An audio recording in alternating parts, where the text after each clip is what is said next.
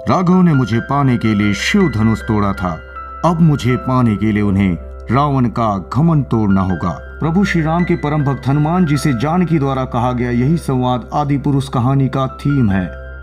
दोस्तों, हम बचपन से भगवान विष्णु के अवतार प्रभु श्री राम की कहानी को रामलीला के माध्यम से देखते और सुनते आ रहे हैं, लेकिन उस पूरी लीला के कुछ अहम पलों को प्रभास के आदि पुरुष द्वारा सिर्फ इंडिया में नहीं बल्कि वर्ल्ड वाइड लोगों तक पहुंचाया जा रहा है। हालांकि फिलहाल मूवी काफी चर्चा में है, जिसके बारे में हम डिटेल्स में एंड में जानेंगे। अभी बिना देरी किए चलते हैं सीधे कहानी की ओर, लेकिन शुरू करने से पहले आपसे एक रिक्वेस्ट है कि अगर आपको हमारी एक्सप्लेनेशन पसंद आती है तो वीडियो को लाइक और चैनल को सब्सक्राइब करना ना भूलें। तो कहानी की शुरुआत महर्षि वाल्मीकि द्वारा रचित रामायण की तर्ज पर ही होती है, जहाँ राम श्री राम गीत माध्यम से श्री राम और सीता का विवाह, कैकेयी द्वारा राजा दशरथ से वनवास वचन की मांग, प्रभु श्री राम और सीता का लक्ष्मण जी के साथ वनवास की ओर जाना और छोटे भाई भरत द्वारा श्री राम का चरण पादुकाएं ले जाने जैसे सीन्स को दिखाया जाता है। और गीत खत्म होते ही हमें रावण को दिखाया जाता है, जो बर्फीले पहाड़ों के बीच तपस्या कर रहा होता है, जहाँ ब्रह्मा जी रावण से प्रसन्न होकर उसे वरदान देते हैं कि तुम्हारी मृत्यु किसी देव या दानव के हाथों से नहीं होगी, न दिन में होगी न रात में होगी, न जल में होगी न वायु में होगी और न किसी मानव के हाथों होगी। अब ब्रह्मा जी से ऐसा वरदान पाकर रावण दैत्य में परिवर्तित हो जाता है। वहीं दूसरी ओर राघव अपनी पत्नी जानकी और भाई लक्ष्मण के साथ वनवास काट रहे होते हैं। तभी हमें रावण की बहन शूर्पणखा को दिखाया जाता है, जो रावण को अपनी कटी हुई नाक का किस्सा सुनाने लगती है, जिसे सुनकर रावण बहुत क्रोधित हो जाता है। साथ ही शूर्पणखा अपने भाई रावण को जानकी के सौंदर्य से अवगत कराती है। वो कहती है कि आज तक मैंने ऐसी सुंदरता कहीं नहीं देखी, जिसकी जगह जंगल में नहीं बल्कि लंका में होनी चाहिए। तभी अगले सीन में हम एक स्वर्ण मृग को देखते हैं, जिसे देखकर जानकी राघव से कहती है कि हम जब वनवास से वापस अयोध्या लौटेंगे तो हम इस स्वर्ण मृग को अपने साथ लेकर चलेंगे। अब जानकी की ये बात सुनकर राघव स्वर्ण मृग को पकड़ने के लिए उसके पीछे लग जाते हैं। वहाँ वो मृग भागते हुए रावण की आवाज में सीते सीते चिल्लाने लगता है, जिसे सुनकर जानकी को लगता है कि राघव जरूर किसी खतरे में है। वो तुरंत लक्ष्मण जी को उनके पास जाने को कहती है, लेकिन लक्ष्मण जी जाने से इनकार कर देते हैं और कहते हैं कि माते, मैं यहाँ आपको अकेला छोड़कर नहीं जा सकता।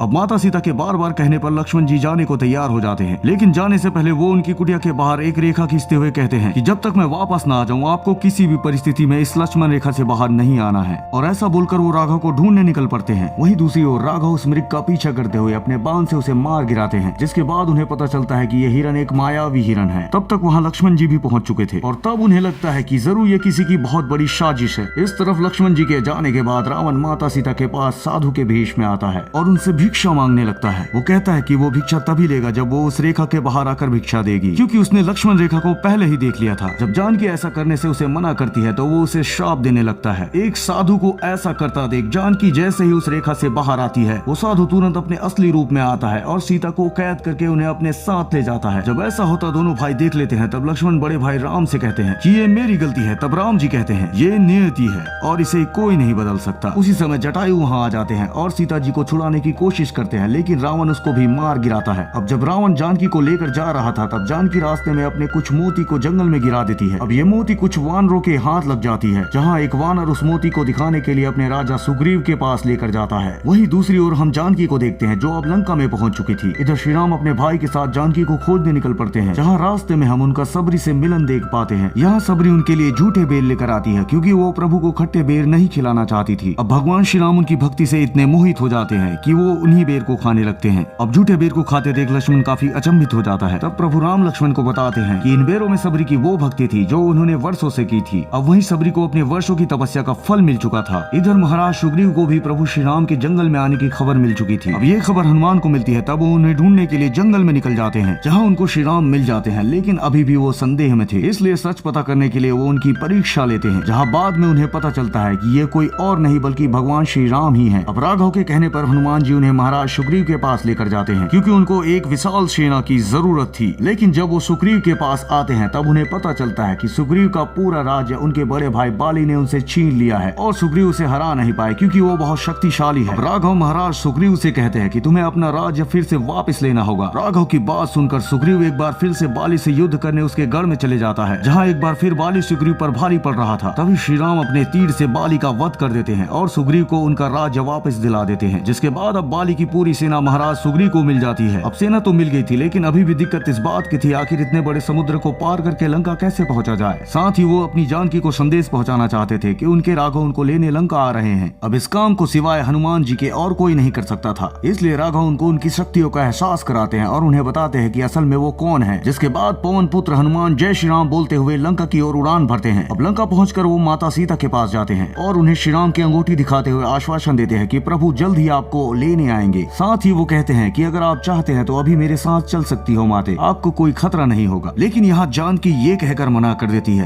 कि राघव ने मुझे पाने के लिए शिव धनुष तोड़ा था और अब उन्हें रावण का घमंड तोड़ना होगा। इन्हीं बातों के बीच अचानक से वहाँ रावण की सेना के कुछ लोग आते हैं और हनुमान जी को वहाँ देख उन्हें बंदी बनाकर लंकेश भवन लेकर जाते हैं, जहाँ रावण का बेटा इंद्रजीत हनुमान जी के पूंछ में आग लगा देता है और कहता है कि यहाँ पर आया है तो अब तो जलेगी तो तेरी। जिस पर हनुमान जी इंद्रजीत को जवाब देते हैं, कपड़ा तेरे बाप का, आग तेरे बाप की और तेल भी तेरे बाप का, तो जलेगी भी तेरी बाप की ही। और ऐसा कहकर वो पूरी लंका में जली हुई पूंछ से आग लगा देता है और वहाँ सब कुछ तहस नहस करके वापस राघव के पास पहुँचते हैं, जहाँ वो राघव को बताते हैं कि माता बिल्कुल ठीक है। इस खबर के मिलने के बाद सभी समुद्र पार करने के लिए उस पर सेतु का निर्माण करना शुरू करते हैं, लेकिन समुद्र उनका साथ नहीं देता। तब क्रोधित होकर राघव अपने धनुष से ब्रह्मास्त्र निकालकर समुद्र को सुखाने ही वाले थे कि तभी समुद्र देव बाहर आते हैं और प्रभु राम को अपनी गलती का क्षमा मांगते हैं। वो कहते हैं कि आप सेतु निर्माण के लिए पत्थर पर अपना नाम लिखकर उसे समुद्र में फेंक दीजिए, मैं उसे डूबने नहीं दूंगा। अब ये सुनकर पूरी सेना ये काम में लग जाती है। वे सभी पत्थरों पर श्री राम लिखकर उन्हें समुद्र पर फेंकना शुरू करते हैं और जल्द ही बहुत बड़ा सेतु बना लेते हैं, जिसके जरिए अब श्री राम अपनी सेना के साथ लंका पहुंचते हैं। अब राघव की सेना के साथ विभीषण भी जुड़ गए थे, क्योंकि उन्हें ज्ञात हो गया था कि रावण गलत रास्ते पर चल रहा है और वो खुद सच मार्ग में चलने वाले व्यक्ति थे, इसलिए वो श्री राम की सेना में जुड़ चुके थे, जहाँ वो रावण के बारे में बारीक से बारीक चीज राघव को बता देते हैं, जो उनके लिए युद्ध के दौरान जानना बहुत जरूरी था। इसके बाद अगले सीन में हम राघव को अपनी सेना के साथ लंका में देखते हैं, जहाँ उनकी रावण की सेना के साथ युद्ध आरंभ हो जाता है। यहाँ रावण की सेना बहुत विशाल और डरावनी नजर आती है, जिसका राघव की सेना बहुत ही बहादुरी के साथ सामना कर रही होती है। तभी युद्ध के दौरान रावण का पुत्र इंद्रजीत अपने नागास्त्र से लक्ष्मण को मूर्छित कर देता है, जिससे उनके प्राण संकट में आ जाते हैं। अब अपने भाई को ऐसा देख राघव काफी बेचैन हो उठते हैं, जिसके बाद विभीषण उन्हें संजीवनी बूटी के बारे में बताते हैं, जो बहुत दूर पहाड़ों में मिलती है और उसी से लक्ष्मण के प्राण बचाए जा सकते हैं, लेकिन उसे पहचानना बहुत मुश्किल है। अब इस काम को करने के लिए फिर हनुमान जी आगे आते हैं, क्योंकि एक वही थे जो इस काम को कर सकते थे। जाने से पहले उन्हें संजीवनी की पहचान तो करा दी जाती है, लेकिन जब वो हिमालय पर्वत पहुंचते हैं तो उन्हें उसी के जैसे काफी सारे पेड़ दिखाई देते हैं। अब क्योंकि समय काफी कम बचा था, तो हनुमान जी पूरे पर्वत को उठाकर लंका पहुंच जाते हैं, जहां संजीवनी को खोजकर औषधि बनाई जाती है और लक्ष्मण जी को दी जाती है, जिससे उनके प्राण बच जाते हैं। अब आगे ऐसा फिर से ना हो, इसलिए राघव इसके बारे में विचार करने लगते हैं, क्योंकि इंद्रजीत उन पर अभी भी बहुत भारी पड़ रहा था। तब विभीषण राघव को स्वर्ण झील के बारे में बताते हैं और कहते हैं कि अगर इंद्रजीत एक बार भी उस झील में स्नान कर लेता है तो उसे हराना असंभव हो जाता है, इसलिए हमें अगर ये युद्ध जीतना है तो हमें उनको पानी में ही खत्म करना होगा। साथ ही रावण के यज्ञ के बारे में राघव को अवगत कराते हैं कि अगर वो यज्ञ कराने में सफल हो गया तो और ज्यादा शक्तिशाली हो जाएगा। इसके अलावा वो रावण के भाई कुंभकर्ण के बारे में भी बताते हैं कि कुंभकर्ण में इतनी शक्ति है कि वो अपने एक हाथ से ही पृथ्वी को घुमा सकता है। साथ ही वो बताते हैं कि कुंभकर्ण 6 महीने सोता है और 6 महीने जागता है, लेकिन फिलहाल वो सोया हुआ है, उसे बीच में जगाया जा सकता है। अब ये सब जानने के बाद राघव की सेना फिर से रावण की सेना पर आक्रमण करती है, लेकिन इस बार वो 3 तरफ से आक्रमण करते हैं, जिसमें एक टुकड़ी इंद्रजीत को मारने के लिए जाती है, जिसका नेतृत्व लक्ष्मण जी कर रहे थे, जिनमें उनके साथ महाराज सुग्रीव और विभीषण भी जाते हैं। दूसरी तरफ हनुमान जी कुंभकर्ण से युद्ध करने लगते हैं, क्योंकि वो जाग चुका था और यहाँ वो हनुमान जी पर थोड़ा बहुत भारी पड़ता नजर आ रहा था। उधर लक्ष्मण जी और इंद्रजीत के बीच युद्ध होता है और आखिरकार लक्ष्मण जी इंद्रजीत को पानी में ही मार गिराते हैं। इधर कुंभकर्ण ने पूरी राघव की सेना पर आक्रमण कर दिया। वो इतना विशाल था कि एक बार में सैकड़ों लोगों को खत्म करते जा रहा था। अब ऐसा देख प्रभु श्री राम अपने एक बाण से ही कुंभकर्ण का वध कर उसकी कहानी वहीं समाप्त कर देते हैं और अब सभी भाइयों और बेटों के मृत्यु के बाद सिर्फ रावण बचता है, जिसे इस मूवी में बहुत ज्यादा शक्तिशाली दिखाया गया है। उसमें इतनी सारी शक्तियों को दिखाया गया है कि उसके आगे मार्वल डीसी के सभी हीरो फीके लगे। और अब क्योंकि ये असली रावण की बात हो रही है तो सचमुच उसके आगे सभी सुपर हीरो फीके ही हैं। लेकिन इन सभी सुपर हीरो का एक और सुपर हीरो है, जिन्हें हम भगवान श्री राम कहते हैं। और अब शुरू होता है श्री राम और रावण के बीच का युद्ध, जो बहुत खतरनाक था। लेकिन आखिरकार प्रभु श्री राम रावण का वध करने में कामयाब हो जाते हैं और अंत में वो अपनी जानकी को रावण से वापस ले आते हैं। और इसी के साथ इस कहानी का यही होता है द एंड। तो दोस्तों, ये कहानी श्री राम, सीता, लक्ष्मण, लक्ष्मण, हनुमान और रावण की कहानी नहीं है। ये कहानी उन्होंने राघव, जानकी, शेष, बजरंग और लंकेश की दिखाई है। आदि पुरुष को डायरेक्टर ओम रावत ने एक मॉडर्न टच देने की कोशिश की है और इसी वजह से ये मूवी हाई वीएफएक्स से भरी हुई दिखाई पड़ती है। हालांकि वीएफएक्स इसका मजबूत पक्ष है, लेकिन इसका यूज मूवी में इतना ज्यादा किया गया है कि एक समय पर वो किरदार और कहानी दोनों पर भारी नजर आता है। वहीं इस बात में कोई दो राय नहीं है कि रावण सच में एक बुरा व्यक्ति था, लेकिन हमने पुरानी कहानियों में उसके पक्ष में कुछ सकारात्मक बातें देखी और सुनी है जो आदि पुरुष में दूर दूर तक नहीं है, बल्कि उसको इस तरह दिखाया गया है जैसे वो आज के युग के विलन हो। जो सोने की लंका हमने हमेशा चमकती हुई देखी है, वो इस मूवी में एक नरक से भी ज्यादा खतरनाक दिखाई गई है। वहीं एक सीन में रावण का एक सांप से मसाज करवाना एक नए जमाने की सोच है और सच में काफी अजीब है, क्योंकि जो कहानी त्रेता युग की हो और उसे आप कलयुग के मॉडर्न जमाने के तरीके से शो करेंगे तो शायद ही लोगों को पसंद आए। कुछ डायलॉग काफी अच्छे हैं, जहाँ श्री राम कहते हैं कि जानकी में मेरे प्राण बसते हैं और मर्यादा मुझे मेरे प्राणों से भी ज्यादा प्यारी है। वहीं हनुमान जी और इंद्रजीत के बीच बुआ का बगीचा है क्या, तेरे बाप की जलेगी,